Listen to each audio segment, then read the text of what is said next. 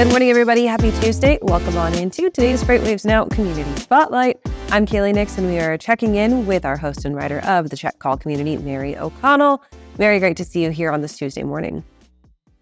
As always, guys, you know there's no place I'd rather spend my Tuesday mornings other than hanging out with everybody here.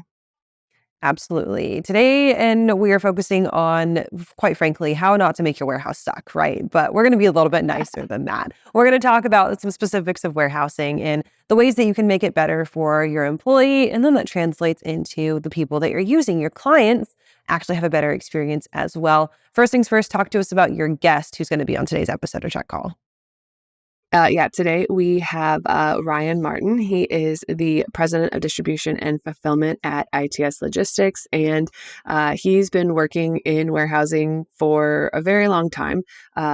So it's, as most of us, he fell backwards into the logistics and supply chain part and has basically been through, the retail side of warehousing and then also the 3PL side of it, and pretty much you name it, he has covered it. So we really kind of got into what some of those hallmarks of a successful warehouse is, what those metrics look like that are a successful warehouse, and then also what some of those metrics look like that maybe show that you have some problems in your warehouse and it's time to really get down into the nitty-gritty and kind of figure out what the real source of those problems are.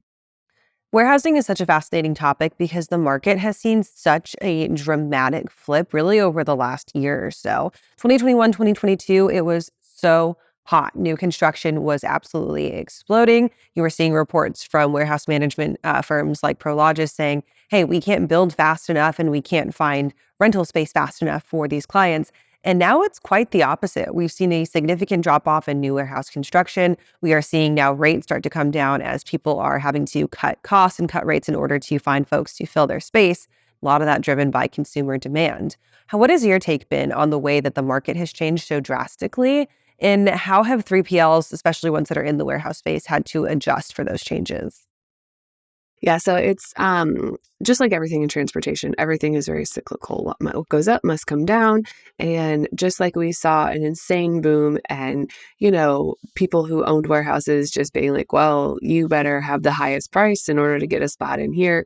Just like we saw that, we're seeing the flip of that now, just like we did on the spot rates and everything else. So, it's kind of the natural course correction, if you will, that comes with an inflated market and everything like that. So it really makes sense that there is still demand out there for warehouse space, especially in the cold chain world. But that's Friday's conversation. But there is still demand out there. It's just not quite as hot, and it's not, there's not that desperation of like, I just need somewhere to put stuff, because over the past few years, we've seen retailers and businesses, kind of lean out their inventory, keep less on hand. Whereas when the big warehouse rate craze hit, everyone was trying to keep as much inventory on hand as they could and making sure that they had something for a consumer to buy, because consumers were just wanting to buy anything and everything. So it's something that, now that we have this balance and this correction in the market, it's now just kind of that leveling out where you can't just make up a number and say that this is what I want to charge to rent my warehouse now.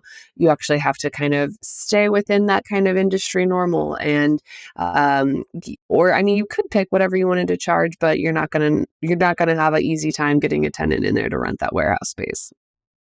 How have these changes translated into the labor force? And I think that that's a really fascinating lens to zoom into, right? I miss having our daily FreightWaves Now. I was talking with John Kingston about trucking transportation jobs, because he always did a little zoom in on the warehouse and logistics space. And that's something that I think we need to highlight, right? Is that along with that market flip when it comes to space, labor has also taken some hits. And even though we are seeing maybe a decline in the amount of people who are entering the space, those jobs are still really there and they're still kind of in demand. Is that what you have seen as well? Or has there been maybe a more significant change in the warehouse labor force? So there's always been a need for a warehouse job. Like there will always be a need for someone to more or less act as a number to go and pick orders in a warehouse and be a cog in a wheel. I mean, we see it if anybody has, those mega big Amazon warehouses, you see that they are just constantly hiring and constantly going through people that will always be there. But where it really comes into being a successful warehouse situation is, when you say, okay, well, I have this core group of employees, and I understand that picking and packing orders, you're just punching a time clock. It's not the most exciting, but if I can do something to make you feel more involved during everything, like during your day, then that's going to be a win for me. Whether that's cross-training on different products or different customers or something like that, or whether that's, maybe laying out a career path for someone where if I start as a pack and picker, there should be a way for me to work all the way up to be a warehouse manager or go work somewhere at the corporate level. So having that kind of career development and, just kind of caring that your warehouse employees are more than just a number to help facilitate a KPI metric, that's going to go a lot farther to make sure that, you're having that retention, because there is still that need for warehouse workers. And if you are not a great place to work and you're not paying the most competitive, you're going to have a hard time keeping your warehouse staffed because, if Johnny Sue is paying $15 an hour, but a block down the street I can go make 18, then there's not much incentivizing someone to stay where they're just a number, where they're going to get paid less than they would down the street. So that's a good way to make your warehouse not suck for your employees. How about for your clients, for your shippers, and then extend it if you're a 3PL running a warehouse for your carriers who are coming in and using your point as a pickup drop-off location? What are those pro tips that make your warehouse run efficiently and are a nice place for shippers to store their goods and for carriers to come pick up?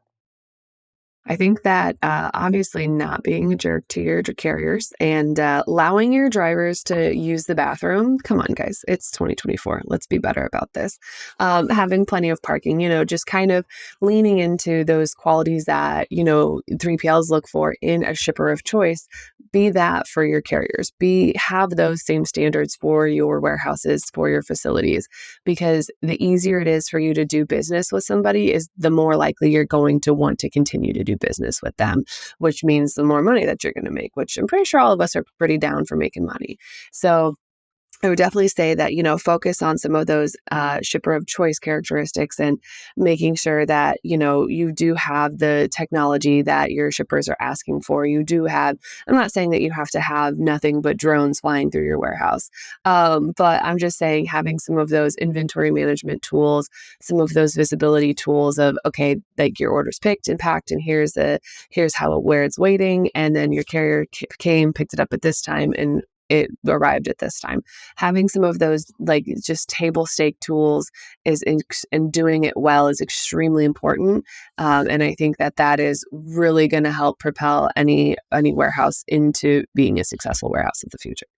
The people love the robots is what I'm hearing. So Mary, we're going to keep those in mind if and when we ever decide to open our own warehouse space, because, why not? Let's talk a little bit about the show today. Where can people go to find that this afternoon? Well, if you just keep watching YouTube, make sure you subscribe to FreightWaves and hit the notification bell so you don't miss a single episode of any of our shows. But today, the new episode of Check Call will be out at 12:30 Eastern. And then if that's not enough 3PL and freight broker news, you can subscribe to the newsletter on freightwaves.com/checkcall. And that'll be coming in hot to your inboxes at 2 p.m. Eastern. All right, Mary, thanks for that. And we will see you later on this afternoon. Catch up with you again later on the week. Thanks, guys.